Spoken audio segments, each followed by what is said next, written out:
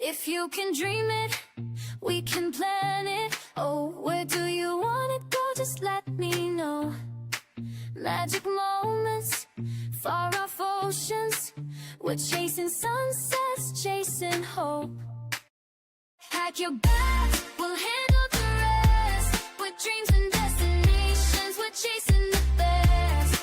Your imagination, our inspiration. We'll take you coast to coast, no hesitation. Like dreams and destinations. Oh, oh. Hello, and welcome to Dreams and Destinations, a travel podcast brought to you by the agents of A Dream and a Wish Travel Co. I'm your host, Travel Wiz Liz, joined by our other fabulous host, Ashlyn, aka the Duchess of Disney. Hey, kids, and hey, happy 10th episode. Are we on number 10? We're on number 10. Can you believe? Double digits. Hey, time is flying by. At this rate, we're going to be like at episode 100 in next week. So Probably not, but eventually. I hope we still have ideas for episode 100. oh, we totally will. I know we do. Our list is long, girl. I think it just means we have to go on some more trips and just get more content, and that'll be great. We'll take one for the team. We'll go on the trips. We'll do the legwork for you, of course. Speaking of trips, do you want to hear about the most amazing thing that's happened to me this week? Yes. Okay, so do you remember in our episode about Universal Studios, we were talking about how I would need to sell a kidney to stay at Grand Helios? Yes. I was just perusing through the rates just because sometimes I do that. We plan these vacations we're never going on. $215 a night. For Helios? For Helios. Shush. Yes. So immediately I called and I said, I'd like to book this room. And the customer service person I talked to at Universal said, this can't be right. There's no way. Like, I don't know if it was some sort of glitch or something because they're all gone now. There's nothing that's showing even close to that rate. So I booked 2 rooms at Grand Helios in August. That is wild and crazy. Wasn't planning on going back to Epic Universe, but I feel like that was a sign from the Grand Helios that I needed to do a little more research. So we're going to take my husband and my daughter. We're going to go to Epic Universe and stay at that hotel. I'm so jealous right now. That is so exciting. That's like the uber duper super fanciest hotel. Yes. And I mean, I'm literally checking into Disney on Thursday. We record early, guys. I know it posts on Thursday, but we record early. I'm checking in on Thursday and I'm still counting down even more to this trip because I've been dying to stay at this hotel. So, oh my gosh. Where are you staying on Thursday when you go to Disney? So going to Coronado, my girl. Oh, yeah. We're staying there for one night, my daughter and I, and then her nanny is coming with us because I'm doing a couple trainings at Disney World and then I'm going on the Disney Wish. And then I get to meet up with Haley, one of our agents that was on the episode about traveling with kids. We're going to meet up and stay at Wilderness together with our kids because, oh man, they won't stop talking about each other. Like they're so excited to see each other. So that's so cute. Disney friends are the best friends. I know. And is this your first time staying at Wilderness? Yeah, I've been to the restaurant, but I've never stayed there. So it's so great. And let me tell you right now that the poolside bar, fabulous. I did tell Haley I only want to do maybe like half a day at the park because I'm dying to go and actually see the pool and everything. Just hang out. Yeah. It's awesome. It's so awesome. I'm so excited. But we've got bigger fish to fry tonight. Let's do it. On tonight's show, we are hopping aboard our airplane, traveling across the pond. Ooh. That's right. We're talking overseas vacations. I've been practicing that line. That's right, fantastic. Folks. We are leaving Disney. We're leaving theme parks, and we're heading to the place that Ashlyn and I really, really love, Europe. We're going to tell you all of our tips and tricks from surviving the long plane ride to navigating public transit systems of many different destinations. So hop aboard your plane, train, or automobile, and let's hit the road. Let's go, governor. Let's go. Here we go. So Ashlyn, Yes. we obviously have to start here. Obviously. Of all of your European vacations, which is your absolute favorite? I can't keep that up. You know, darling, this is a tricky one. And it might be long-winded, so get comfy. Sit back and relax. Okay, I'm not going to do this the whole time.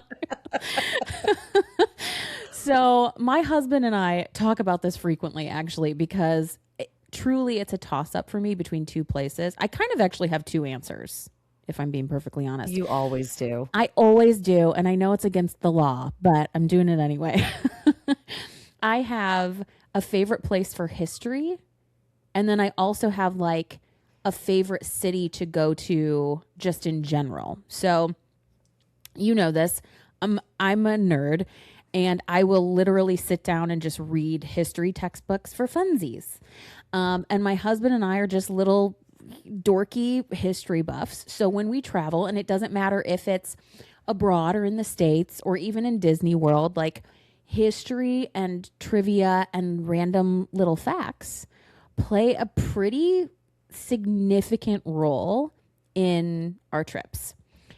So, of course, all of Europe is overflowing with history. I mean, you basically go to any town in France or England or Germany or Greece or wherever, and you have more history in one city block than the entire United States does. But there's one major standout for history, in my opinion, and that's Italy. We love Italy for history. I'm not kidding or being like overly dramatic when I tell you that even just like Pompeii alone by itself is worth the entire trip to Italy if you're a history fan. One of the most fascinating places I have ever been to in my life, and I'm not over exaggerating when I say I could spend a full month just walking around Pompeii every day. It's unreal. And I actually cried, like fully cried when we visited, just because I was so overwhelmed. Like the history and that feeling that you get when you're standing in these streets that have been frozen in time is so palpable. It's just amazing. I literally, I could do an entire episode about Pompeii. I really could. It's just surreal. So again, Pompeii is like enough reason to visit Italy, but then you've got places like Rome and Genoa and Florence. God, I freaking love Florence. I love it. And they're just like overflowing with art, culture, and history, and the food is of course like unlike anything else. So we loved Italy as a whole, for history. Like Rome by itself again is another place. Like if you are history, Rome is above and beyond anything we have in the United States.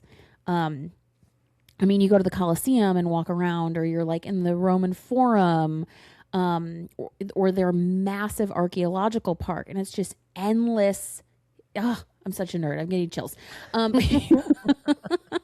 Like you're standing where Julius Caesar was assassinated, or you're inside of the Pantheon, which was built almost like 1700 years before the United States was even a thing. It's just wild, and it's mind blowing, and I dork out about it. So, but it's perfection. And of course, the food too in Italy is ridiculous, but food is stupid. Like it's just so good. It's insane. My actual favorite place in Europe is Barcelona. Like my favorite city in Europe is Barcelona. It's a vibe. Because here's the deal. In Rome, if you were to ignore things like the Colosseum and the Pantheon and that massive archaeological park, Rome just by itself, isolated from those things, is kind of blah. So Barcelona, just as a city, is the clear winner for me. It does have a ton of history. Not as much history. It's not as in your face history as Italy has.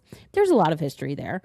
But here's the thing though. It's like history in Barcelona takes a back seat to the city itself, because Barcelona is so just vibrant and alive in a way that I have never experienced before anywhere else in the world. Like, it's not even like the history that makes it cool for me.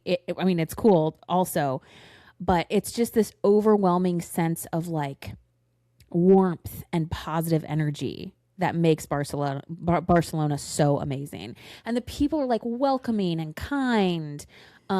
They're just wonderful. And you really genuinely feel like they're happy to have you there. Like they're so stoked that you're visiting. They were so great.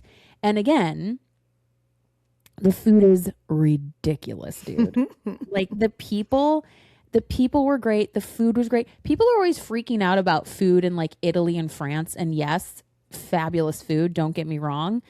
But y'all are sleeping on Spain. Like the best wine I've ever had, the best like duck I've ever had, the best street food I've ever had, the paella, girl, the freaking paella, it's life changing. And then they have this in Barcelona, they have this open air market called La Boqueria. My husband and I went there literally every single day we were in Barcelona. Every time we walked past it, we like walked in and got a snack. But we were just walking around this giant open air market with our jaws on the floor. All of this food is so fresh. And you're like, oh, well, that's what chicken is supposed to look like. Oh, well, this is what bread should taste like. And it's just, it tastes so different because everything is so fresh. There's no chemicals. There's no preservatives. And, you know, it honestly, it kind of like changed the way that we eat at home now. And we're like totally farmers market people now. And we're eating as much like organic and fresh as humanly possible. It's still not as yummy as what you're going to find in Europe because it's just not as fresh. But, you know, it's just so good. And then on top of that, you have all of this art and the architecture in Barcelona. I mean, this is the home of Picasso, right? This is the home of Antoni Gaudí and all of these incredible artists who've helped to create a city that is a work of art. And that's like the best way to describe it. Like even the sidewalks are works of art. And there's this amazing architecture that is stunning. It's very unique to Barcelona. I've never seen anything like it anywhere else in the world. And you've got these buildings like La Sagrada Familia, the big cathedral that towers over the skyline and has continually been under construction since 1882. And it's insane. It's crazy. And they're working off of the exact same blueprints with the exact same materials that they were using in 1882.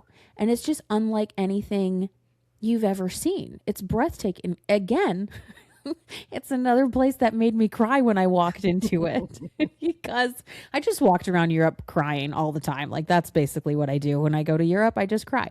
But it's just so overwhelming to like be inside of this incredible building. And you know, it's the most iconic building in the city, but you look everywhere and you're looking at masterpieces. Like all of these buildings are masterpieces. So Barcelona is my favorite city in Europe without question. My husband and I are often saying we could just go to Barcelona for a full month and just be and just live. And then, Italy is probably my favorite country, especially if you're taking history into account. So Barcelona for a city, Italy for a country. Fair and enough. that's my final answer. What about you? Do you have favorites? Oh, you know I have a favorite. I know you do, girl. I wish I lived in Scotland because I love it that much there. So I went to London for the first time when I was 19, and I only went there for like a day and a half because I was on a layover on my way to Africa. Long story, another day. But so that was my first experience in the UK, and I was obsessed with just the city and how like how fast moving it is. It's a lot like New York City, all the history, the museums, all that. So when my husband and I were dating, we'd only been dating a couple years. He had told me he'd never been to London, and I had always wanted to go back. I swear this leads to Scotland. But he had always wanted to go back. He'd never been to any country in the UK. He just really wanted to see it, wanted to experience it. So for our 3-year dating anniversary, whatever you call it, I got him like a little telephone booth figurine, this little tiny figurine, and I wrapped it up and he opened it and just went, "What is this?" And so I had without telling him bought tickets to the UK to do this like UK tour. And so we kind of decided we wanted to do England and Ireland for sure. And then we were like, well, let's do something else. What else do we want to try? And so I just said, hey, let's try Scotland because, it's the birthplace of Harry Potter. Like it's very, it's in northern UK. It's an easy train ride. Like, let's just check it out. You Potterheads, you. Oh, I love Harry Potter. I know. He's not a Potterhead at all. So that was all for me. That was all you. Oh yeah, for sure. So we spent our days in London. We had a wonderful time. I got to be, all classy. Mind you, he, for our 3-year anniversary, had bought me an engagement ring. So I had no idea we were getting engaged right before this trip. So yeah, so it was even more special because we had been engaged like 3 weeks when we left for this trip. So it was like, it was just so perfect. So we do our time in London. We take this train up to Scotland. And I knew J.K. Rowling was from Scotland, but I didn't really understand how much of the English countryside and all of that she really did pour into the book. So we're on this train. We go to King Cross Station, which is a very popular scene in the book when Harry goes to platform 9 3/4. And I'm just going, okay, this is the actual location. That is the actual train platform. Holy crap, this is in the movies. Holy crap, I remember this from the book. So we get on this train and we're riding this train north. It's about a 4-hour train ride from London to Edinburgh where we were staying. And the whole time I'm going, this is the Hogwarts Express.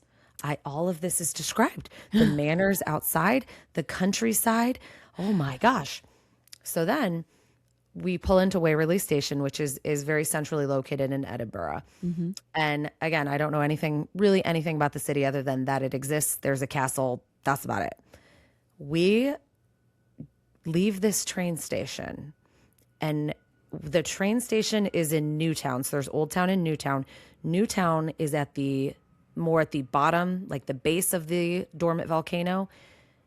But at the top of this dormant volcano in the center of Edinburgh is a freaking castle, just towering over everything. So you walk out of the train station and the first thing you see is this old castle built in I think it was built in 1040. That's how old it is.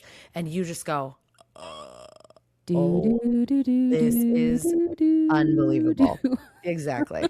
So we knew that our Airbnb was really close to the train station, like half a mile. So we follow this map and we got us there. But this is how we learned that in Edinburgh, because the whole city is very hilly, there's all these little alleys that are called closes, CLOSE. And a close is basically a giant stairwell. I mean, we're talking 50 steps. We're not talking a small little staircase. We're talking through the mountain. So our directions said, go up this close. My now husband, God bless him, who had just proposed to me, we had this big giant suitcase and I had at the time had a torn labrum in my shoulder. So I was in a sling. And so he had to carry this giant suitcase up this huge flight of stairs. And we finally get to our Airbnb, which is right on Victoria Street, which is perhaps the most beautiful, picturesque street. It's down this hill, all the different buildings are painted different colors. It's just so beautiful. It's Diagon Alley. It was amazing. And that's where our Airbnb is, right on this street. So we get up these stairs, we go down to our Airbnb. Our Airbnb is on the 4th floor and there's no elevator at all. So we're walking up 4 stairs. But then we're on the top floor of this building and we just had this view. We could see the castle. We could see Old Town. We could see the grass market below, because at the base of Victoria Street is this big grass market area where there's restaurants and old churches and things like that. But it's the actual marketplace of the commoners when Edinburgh, when that was an active castle, Oh my because you have the gosh. castle above, you have the grass market below, and that's where we were staying, was right in the thick of it. So immediately we were, this is it. This is where we want to be. So when you talk about, how old everything is, I mean, there's a building in the castle that was built in like 1010 AD or something like that. That was the chapel there. They have a cannon that they shoot off every single day at 1 p.m. They have done it for a century, and they still have someone whose job it is, rain or shine, to shoot that cannon off on time, because it helped the ships and things coming in know what time it was and know where they were at. Crazy. So when you talk about just the history of Europe, Scotland is I mean, it's ancient compared to the US. It's so old, and they've really kept all the facades of the buildings, of the restaurants, of the streets. The streets are all cobblestone. I mean, everything is so authentic to the time period it was created. I also love when we were in Edinburgh, they have a saying there where they say, "We don't waste space in Edinburgh." Because when they built the city, they just continued to build on top of things. So they'd have these little like corridor houses, and then they'd build on top and on top and on top. So there are spots in the city where you can actually go underground, and there's all these like underground like compartments that people lived in, like very poor, disenfranchised, whatever you want to call it. People lived in under the city, and so they take you on these ghost tours down there. And so just there's so much to see and so much to do. And then if you step just outside of the city limits of Edinburgh, you have the gorgeous Scottish countryside. You have these locks, these freshwater locks that just go on for miles. You have these rolling hills and mountains that are just stunning and completely preserved, untouched. They have kept everything so authentic and so preserved to what it was. When you come to the US and you see, Florida's a perfect example, so is Texas. They take this beautiful landscape, this beautiful countryside, and they're like, let's put more houses there, and they build and car washes and whatever. And I just didn't see any of that in Scotland, which I just thought was so beautiful, that you could see these landmarks that they didn't try to build more houses on because they could sell money for having houses right at the base of this mountain. They were like, no, we want to keep it beautiful and pristine. And so that's what they do.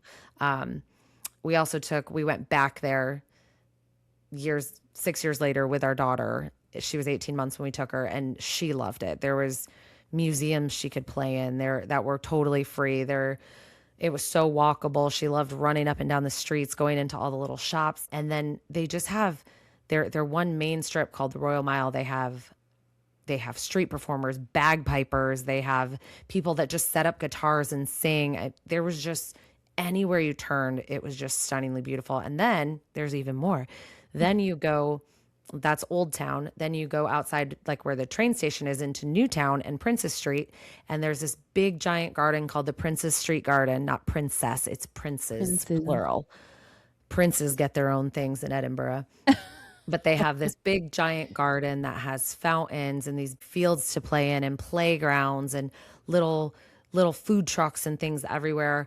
And then on the main street there, they have more of your modern shops. So they have all the fun shopping of the UK that you can go to, Bart and the banks and all that stuff. So it's the setup of the whole city is just so cool, because you have modern world and old world, and there's a very clear divide between them. So you get to quote Hannah Montana, you get the best of both worlds, the best of both worlds, but in one city. That's just all so easily accessible. So hands down, the food and stuff was great too. If you've never tried haggis, don't be afraid. It is delicious. My 18-month-old ate it and she loved it. So if you ever go, you have to try it. It's just a delicacy. Just don't tell yourself what's in it. So for certain, Scotland, number one. Edinburgh, number one. I'm just staying in one country. You stay right there in Scotland. Yep. Don't need to go anywhere else.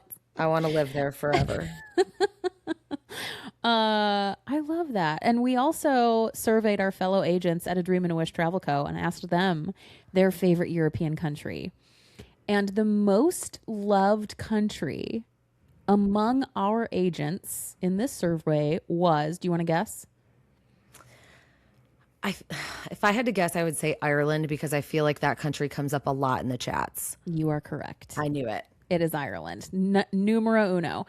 And Scotland and France were close seconds to Ireland. And then, yeah. And then the most loved cities among our agents were all in the UK and Ireland. There was like Galway, Edinburgh, London, all that jazz. Dublin was on there, all that jazz. Alrighty. Their least favorite cities were Paris and Rome. I agree with Paris. Yeah, Didn't love it. Rome makes me sad. And someone said it's just dirty. Rome is just too dirty for them. But it's like, I don't think it's any dirtier than going to like New York or Chicago, really.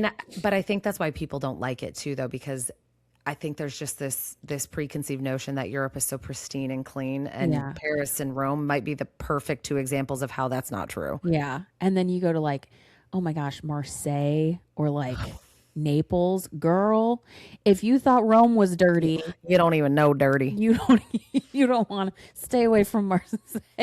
It's dirty. Naples, the food's great. Food's really good in Naples. But Rome was very like big and fast though too. It is not a relaxing vacation. It's it's like the antithesis of your Scotland vacation. It's very like, because I loved Rome when I went, but I loved leaving it even more. I was so excited to be like, I'm out. And we went into Assisi for like 4 days, and I was like, yep, this is my speed. Chill. Yeah. So I agree. I'm okay with those results. I am not shooken to my core like last week. So okay, good. All right, moving on. Let's talk about some misconceptions that people might have when traveling to Europe. What do you think are the biggest misconceptions? And is traveling to Europe really as intimidating as people might think? I think a lot of people get this idea in their head that if I want to travel to Europe, I need to basically save up like I'm buying a car. Yeah. The biggest shock I get from my clients when I plan Euro vacations, because that is one of my specialties. I plan Europe. Europe is my thing. I think I have about 10 clients going in the next 8 weeks on some sort of European vacation. They think it's going to be so expensive. So they just have this idea that they need to be prepared to spend $10,000, $15,000 on a trip, which isn't true if you know how to do it. Almost always your flights are going to be a huge chunk of your expense. So plan for your flights to be anywhere from a 25 to 50% of your total trip cost, because depending on which country you fly to, there are some that are very expensive. I think one of the reasons the UK and Ireland are so popular is because there's very, very reasonable travel from the US to the UK. And there's a lot of direct flights too. If you're anywhere near a major airport, you most likely have a direct flight to London or Dublin or one of those places. So, but overall, there's a lot of ways to do Europe cheaper. There's cheaper lodging. There's options of hostels and Airbnbs and VRBOs and things like that that are just a little less expensive than staying at the Four Seasons in London, because that's going to put you at a lot higher price tag. And then the other misconception I hear a lot is that they're going to struggle to communicate. Obviously, if you pick the UK or Ireland, you're not as worried, because the worst you're going to have to deal with is a thick accent, which there are some that you're going, are you sure you're speaking English? Because it doesn't sound like it. But a lot of times, even when I've traveled to Paris or Italy or Greece, I was really worried that I wasn't going to be able to communicate with people. I wasn't going to be able to ask for things I needed or ask directions or something like that. And to put Americans to shame just a tiny bit, the bulk of Europe speaks English in addition to their native language. So when we were in Paris, there were very few people that did not speak English. My husband is actually fluent in French and was very disappointed that not many people would speak French to him because they could tell we were American. Yeah. So if that is a concern of yours, that I don't speak the language, I don't know if I should go there, I'm here to give you peace of mind, especially at those touristy places or those popular restaurants or those museums or things like that. They speak English. And if the person you're dealing with directly doesn't, there's 5 people there that do. So don't let that hinder you. And then when it comes to families, I think a lot of people really think that Europe should be saved for older kids. I want to take my kid, but I'm going to wait till they turn 16 because I just don't think they'll enjoy it. And even though that's true to an extent, there's so much that your little one can experience and enjoy overseas. When we took our daughter to Paris and to Scotland, she lived it up. She was having a great time wandering down the streets, trying all this different food.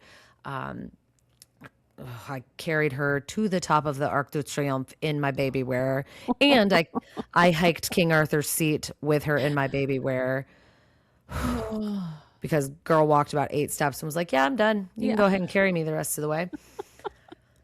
But at the same time, that's a memory that I'm never going to forget. I'm going to cherish that my entire life. I'm going to crack jokes at her when she wants to go back to Paris when she's older. And I say, I carried your butt up 232 steps. And it was not easy. Yeah. Because you wouldn't let your dad hold you. It had to be me. So when you think of not traveling because your kids are young, it's like we've said so many times, yes, they might not remember it. Yes, they might not appreciate all the culture and all of that stuff, but they're memories you're going to cherish. And who knows, depending on how young they are, they might cherish those memories too, because it's just such a great experience. That's so important even for kids to have, is that culture. What, like I just think when I was a kid, my biggest trip I took was to Treasure Island, Florida. That was my big trip. And the first time I got to actually leave the country, I went to Mexico with my dad when I was 15, and I was blown away at how different everything is. And I just think when you have kids, exposing them to something very different than what their culture is every single day, it's so important in their development and just their appreciation of what they have in the world around them. So not waiting to take your kids till they're a little bit older. I get it, but also, I mean, I took mine when she was 18 months and I don't regret it for a second. Yeah. I thought it was great. So we've said it before, like traveling with your kids is such a gift for them, Yes, it's memories for you too, but that is such a gift for your kids. So we've already established it's not that hard. You can do it. You can do it. So when you are planning Europe, or when you have a client that wants Europe, when is the ideal time to start planning their Euro trip, and what should they consider first? Yeah, so we've talked about in regards to Disney trips, we've talked about there's no such thing as booking too soon or too early in advance. And the same thing holds true for European vacations. Of course, we can do your last minute bookings, but the farther out you plan, the better, especially if you want to do and see and experience those super duper popular things. So, blanket statement for all of Europe. You want to start planning a full year out if you can. The earlier, the better. Let me say that again. The earlier, the better. This isn't a last minute weekend trip to Milwaukee, okay? This is flying to a different continent, booking that hotel room with a view of the Eiffel Tower, or making reservations for afternoon tea at Versailles. This is making sure that you have the right train tickets to get from London to Edinburgh, right? This is picking out the Greek islands that you want to visit, or planning an itinerary for all of the museums that you want to visit in Germany or wherever, right? You need to book things early. You want to snag those VIP tickets to the Coliseum or get a private gondola ride in Venice, you have to book early. That's European travel. You have to be prepared and you have to plan if you want to make the most out of your trip. Now, I'm not saying you need to be overly planned. You don't need to have every millisecond planned or micromanaged. You definitely need to give yourself a lot of flexibility to go with the flow. But there are just so many iconic, popular places and experiences in Europe that you just have to book well in advance. So let's talk a little bit about a timeline. A year in advance, you're daydreaming about the perfect trip. You're saving those TikToks that, are about the trendy restaurants that you want to visit.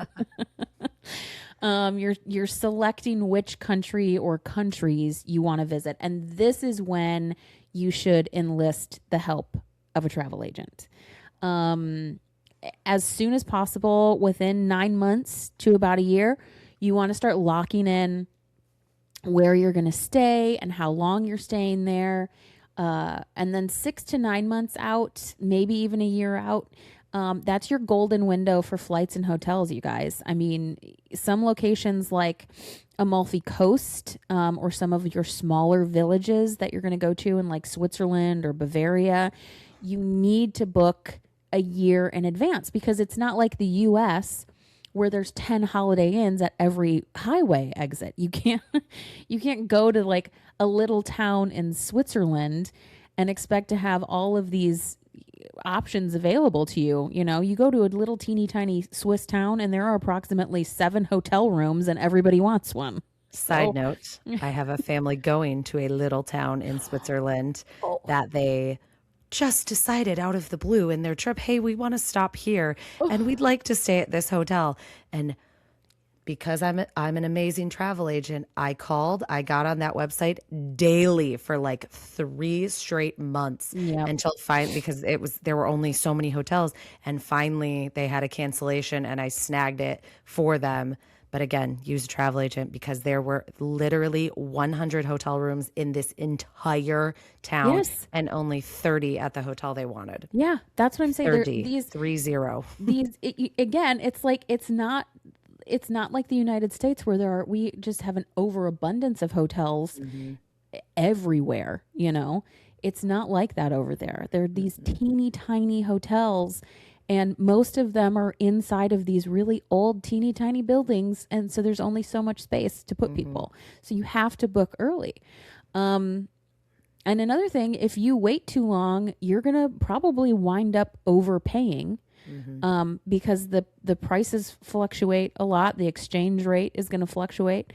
Or you'll end up staying somewhere that is maybe questionable with like a nightclub downstairs that's operating until 4:00 in the morning. And I don't know about you, but I'm not about that life. I need my beauty sleep. Okay. So after hotel and flight, it's time to book your experiences. I would say 2 to 4 months out for just like regular attractions. And that's kind of pushing it. But really 3 to 6 months out for those big ticket, those bucket list attractions.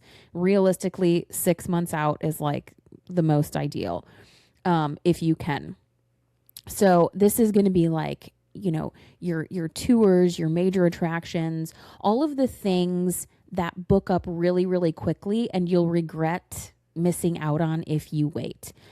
And I never, ever recommend waiting until you get there to book things. Like the horror. Okay. Again, this is not Cleveland. This is not putt golf in Fort Lauderdale, y'all. You can't just like walk up to, Il Duomo in Florence or go to Paris and just saunter up to the Louvre and expect that they're going to have tickets available for you, because trust me, when I tell you that's not the case. A good rule of thumb is if it's famous, assume that it's sold out unless you've planned ahead. If it's famous, just assume that it's sold out. You got to get your tickets in advance. And people do. They get their tickets for major attractions months and months and in advance. You don't want to fly all the way to Europe and not have anything booked, because then you're not going to have anything to do when you get there. you know?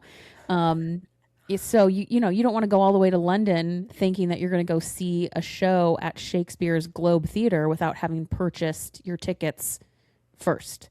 You don't want to go all the way to Paris and say, we're going to go to the Louvre on Tuesday, and then take the train to the Louvre to find out it's closed on Tuesday. And so you don't actually get to go to the Louvre. Wah, wah, wah. These are things you have to look at these things. You have to plan in advance, and you need a travel agent to tell you exactly what. I did not have one. So See, it's my own fault. Go. So you got to book these things, especially if you are going to be traveling in the peak summer months. Like, if you want to do Euro travel in the summer, which I do not suggest, but if you want to, you most definitely need to book a year in advance. And timelines are slightly different for various countries. Italy, for example, is a little bit more high maintenance because so many of its cities are in such high demand. If it's stunning and iconic and Italian, then it's going to be booked solid. United Kingdom and Spain are a little bit more laid back, although, you know, bigger cities like London and Barcelona and Ibiza, they fill up pretty quickly, especially in the summer. And Paris, you know, she's always in demand because she's Paris. So the larger, more iconic towns book up really quickly, and those tiny little magical storybook towns, they book up really quickly because, again, space is so very limited there. So the big takeaway here is that Europe rewards a planner. So if you want a smooth, stress-free trip, you've got to plan. If you want to see and do everything on your bucket list, you've got to plan. And the bottom line is that you should ideally start a year in advance. Call your travel agent, get that ball rolling, start the conversation a year in advance. I totally agree with that, actually, because like I said, I've done Euro trips myself when I didn't use an agent or didn't know much about it. And I got there and had nothing to do because I hadn't planned some things out. So that's earlier the better.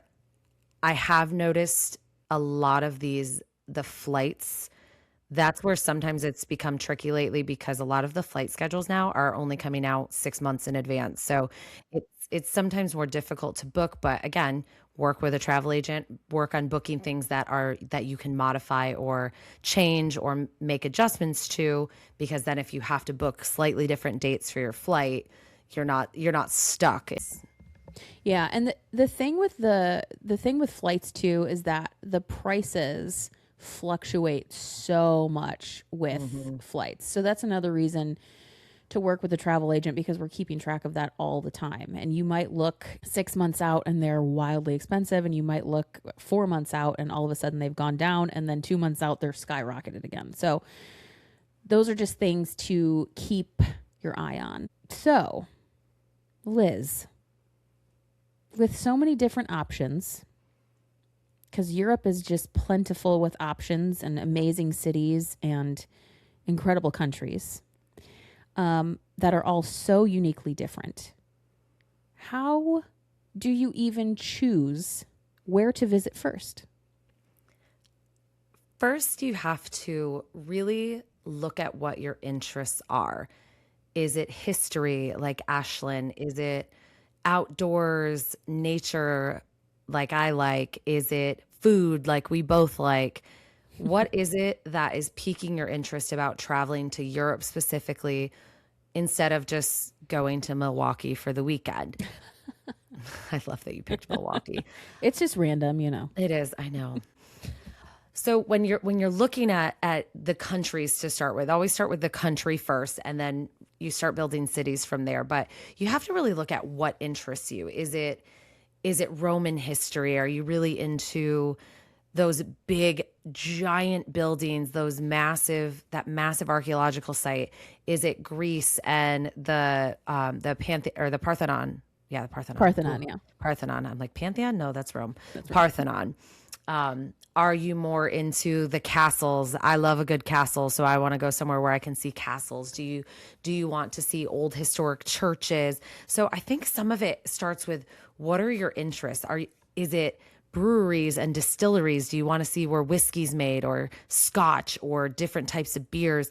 What really piques your interest in Europe specifically that you can't find in the US? Because you are going to spend a lot more time and a lot more money to go to Europe than you are to stay stateside. So what is it first that piques your interest? On top of that, I always say, even though a lot of people in Europe speak English, are you okay going somewhere where they might not speak English? For example, if you are wanting to visit France and make your way down to the coast, down the French Riviera, you might hit some of these small towns and small villages where no one speaks English and everyone speaks French. Is that okay with you? Are you going to spend some time learning a little bit of the language, or do you need to travel to a larger city like Rome, or even the UK or Ireland, or somewhere where you know that that's their primary language? Because that does have a big impact on your trip, especially if you're traveling with your family and kids. Road trips are stressful enough with dad refusing to ask directions, but even worse when dad can't communicate that he needs directions. So language is a big thing too. And then, just like in the US, the weather in Europe, depending on where you are, is so wildly different. When we did our Paris, Scotland trip, in Paris, it was in like the 80s or 90s. It was very hot. We were in the swimming pool at Disney because it was so hot. And then we got to Scotland and I was in sweaters and jeans. And this was 2 days later. I was in sweaters and jeans the whole time because it's a much more temperate climate. There's a lot more rain and cooler weather. So what type of weather are you hoping to find? Me being from Florida, I want to go someplace where it's nice and cool. So going to Paris in the summer, or even London in the summer, was kind of stunk because it was so hot and I just wanted to get out of the heat.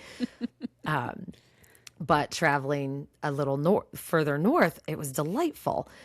So that does play a big role in deciding which country.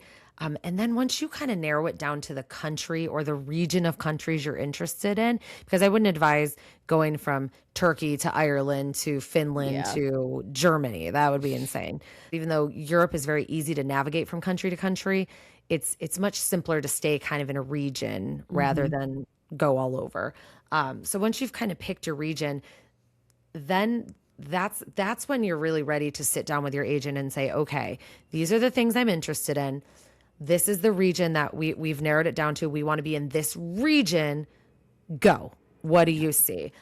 Because you'll find even your bestie Chat GPT is going to give you terrible advice and they're going to give you way too much information. So narrowing it down and then working with someone who's actually been there and actually understands it makes a big difference. I'll give you an example. I had a client call today, actually, and she's going to be in London for a family event and wanted to do a whole trip. And so she asked good old Chat GPT where else she should go. And it suggested she take the train to, you ready for this? Yeah. Amsterdam. No. From London. And I was like, girl, that was like a 10-hour train ride. She's like, it's that far? I'm like, yeah. See? Old Chat GPT strikes again. Chat's trying to send you on a 10-hour train ride so you lose an entire day. So no, we're not doing that, fam. No, we're not. But yeah, I just think I think it comes down to that. And then it also comes down to, I'm going to ask you this question. Yeah. When do you want to visit? So if I'm planning Euro vacation and I know this is my region, this is what I want to do, these are my interests, when do you think the best time to visit and how long should you stay? I'm going to say something bold but correct. Overall, the best time of year to visit Europe as a whole is going to be late spring or early fall. I'm talking like April to early June, mid-June, and then September through mid-October. The weather is perfection. The crowds are manageable. And the prices are going to be slightly less shockingly offensive to your bank account. So in a perfect world, that's when you want to plan your trip. However, piggybacking off of what you said earlier, it really depends on what countries you want to go to and what you intend on doing or experiencing when you're there. For example, if you want to do a Christmas market in Germany, which by the way is one of my bucket list trips. Me too. Let's go. Couple trip. I want to take a cruise. They have a cruise that goes down through Germany and hits all the Christmas markets. Done. I would love it. Let's add It's that like to an the old list. lady cruise, but I am so on my bucket list. I would cruise with old ladies. I think that sounds amazing. So anyway, if you want to do a Christmas market trip in Germany, obviously you can't go in June. So if you're going to do something specific like that, or maybe you want to do a specific sporting event or see a show at the West End, something that requires you to be there during a certain date or a certain time of year, then obviously you're going to be beholden to that schedule. But overall, visiting late spring, early fall, that's just ideal for most locations and most itineraries. And like I alluded to earlier, if possible, avoid summer like the plague. Like right off the bat, you know that summer is going to be a lot busier. It is full-blown tourist season. Crowds are bonkers, you guys. Bonkers. And you might not know this, but a good chunk of Europe does not have central air conditioning. So be prepared. We learned that when we went to London in June. Yeah. No, July. It was in July.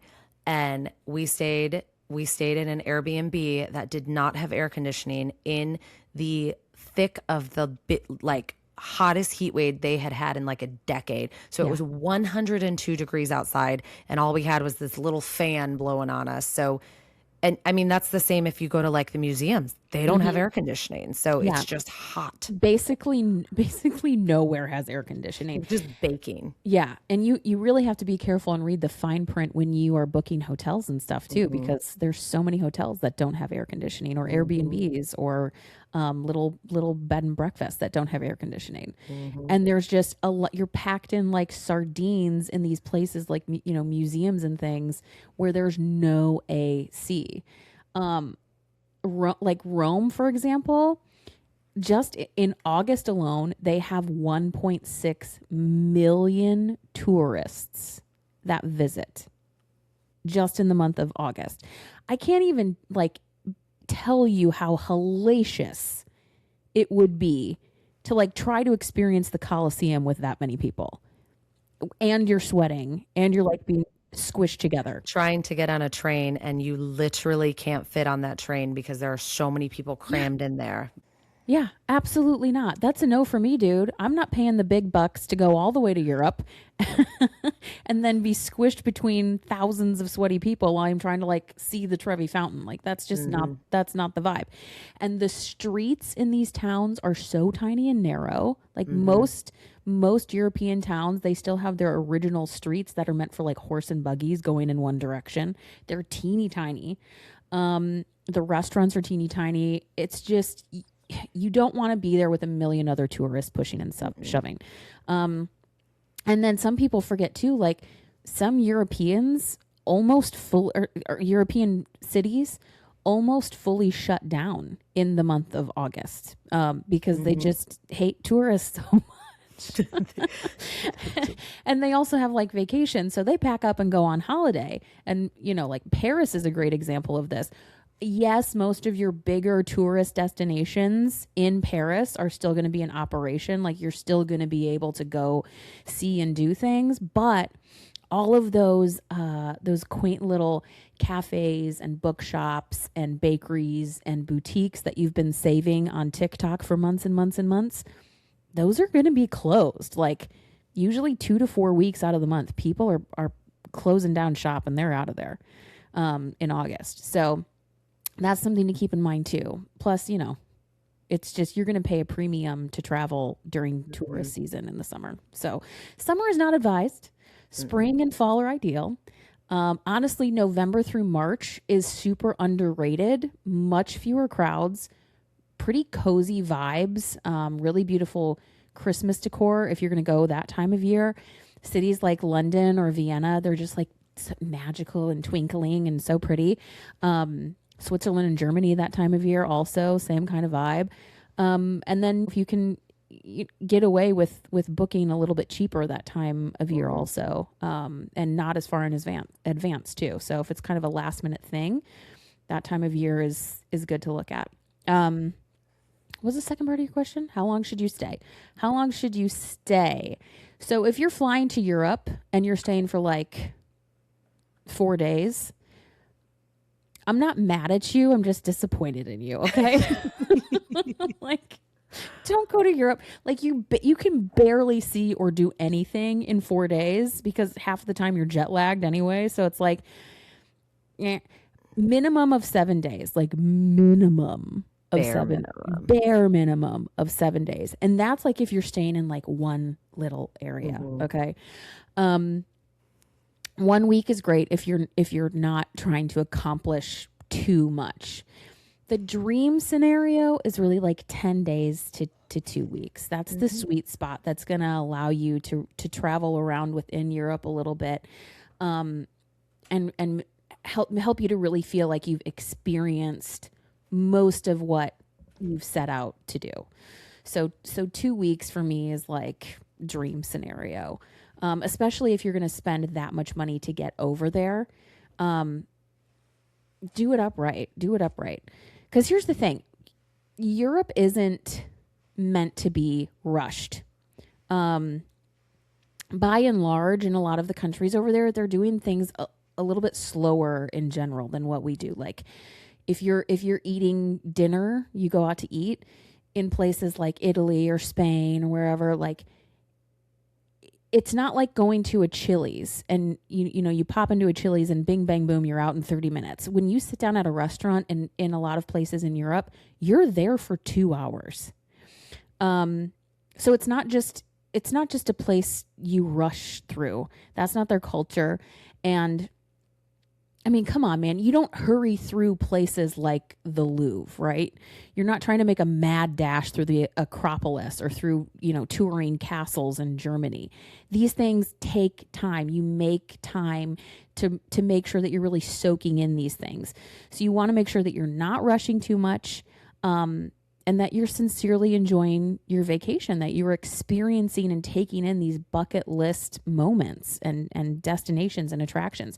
You want those long dinners. You want to give yourself time to just wander down the streets with gelato or a croissant.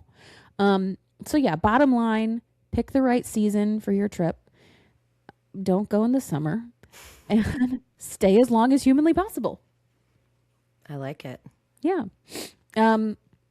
So your plane tickets are purchased. Your hotel is booked. Now what is next? What do you 100% need to pack for an overseas trip? I'm going to give a really simple answer to this one because there's a million things you can pack and everybody packs different things. So I'm not going to say, bring this hairbrush, bring this makeup, bring this, because everyone has their own daily things that they do. So it's really up to you what you want to do. Yeah. But I will say there are 3-4 things. We'll see if you count this as 4, but first of all, passport. You need to make sure you have your passport and any other documents you might need for traveling. There's certain things like in the UK, there's a special document you have to fill out before you go over there. So sometimes there's just additional documents you need besides your passport, but that needs to be on your person all the time. It does not stay in the hotel. Carry it with you everywhere you go. The second thing is the proper adapters, because there's nothing worse than showing up to a foreign country and realizing you can't charge your phone because you don't have an adapter. Yes, you can go to the store and buy one, but it's going to be very expensive compared to just buying one on Amazon before you head out. And then for me, the third one is just kind of my personal thing, and some people might do it, some people might not. A backpack or a bag or a purse or something that has some sort of security mechanism. Maybe Yes. it has a security pocket. Maybe the zippers lock. Because as much as we love these cities we've talked about and these places we've been, just like any large tourist area, there is a lot of pickpockets. There is a lot of small petty theft and things like that that happens in those cities, unfortunately. Hmm. And it's better just to be prepared. The same goes for like your cell phone. Make sure it's either in a purse zipped up or like attached on like your wristlet to your wrist, because people will walk by and snatch it out of your hand if you're Yeah. just holding it out taking a picture. So Yeah. it's not to say that these places are just ridden with crime, but you just have to be alert, because it's not the area of your neighborhood you're comfortable with. It's not your Walt Disney World vacation where that's not going to happen. Right. So it's just important you have some sort of security when you're out and about, especially with all the public transit and things like that. So Yeah. what about you? Do you have any must Yeah, packs? in addition to your passport and whatever, important documents you need to take with you, I always make copies of those too, because I'm just like hyper worried that I'm going to lose my passport at some point. I'm going to need to wind up at, the American consulate with a copy of my passport. So I usually do two copies of my passport and keep them separately from my actual passport, just in case. And that's me being like hyper cautious. Like you said, security backpacks. Like we have a really fantastic anti-theft crossbody. Like they make anti-theft bags, and I love it so much because it has a strap. They'll come up right behind you, and they'll just cut the strap off of your crossbody and walk away with it. So this has a strap that's like super thick and durable that you can't cut through.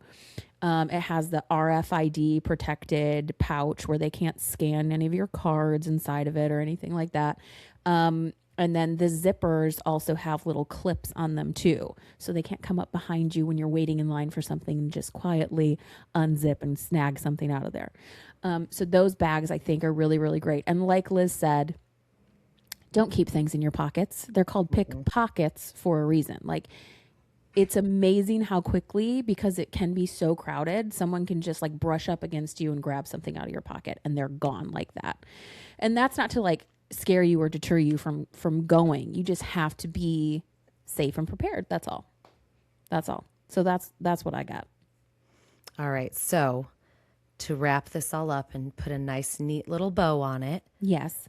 if someone is thinking about Europe but still feels overwhelmed, what is the first step? Okay.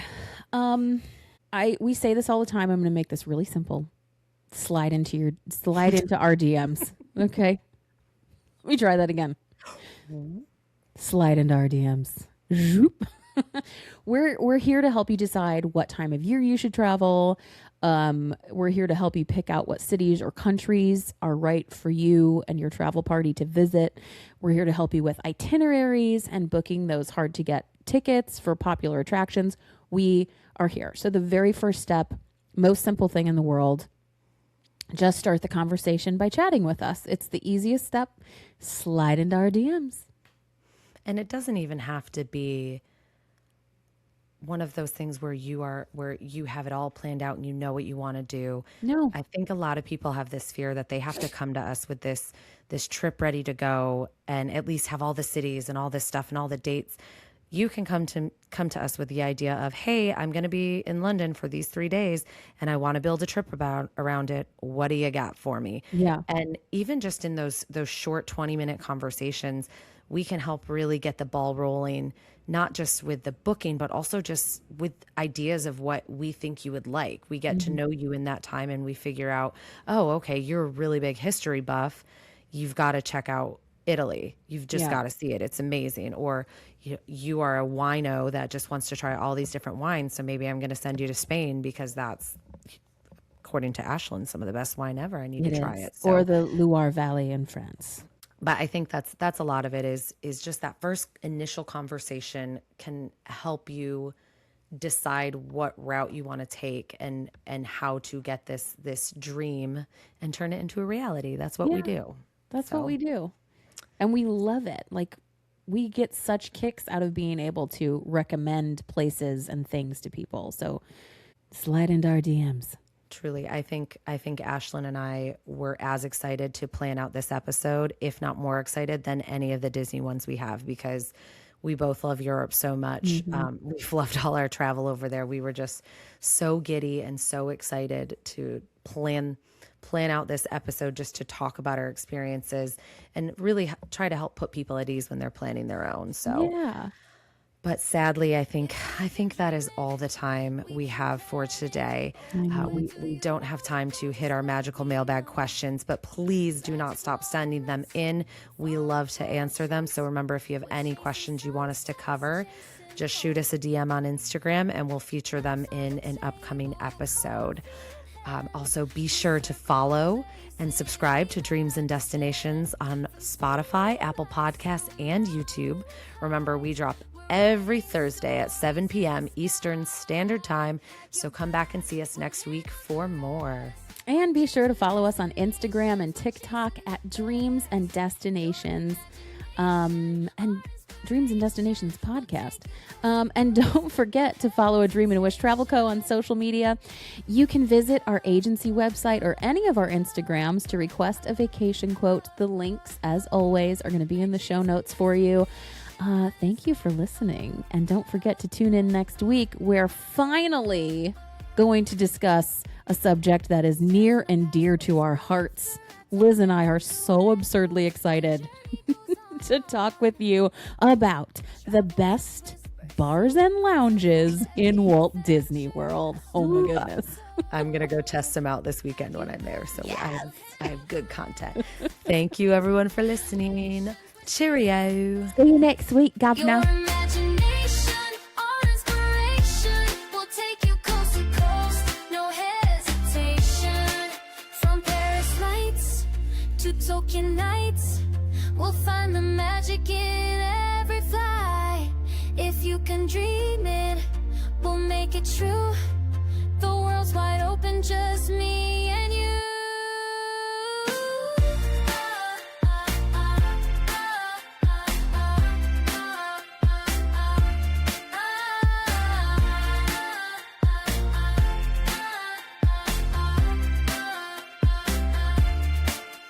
Pack your bags, we'll handle the rest. With dreams and destinations, we're chasing the best. Your imagination or inspiration will take you coast to coast, no hesitation. So when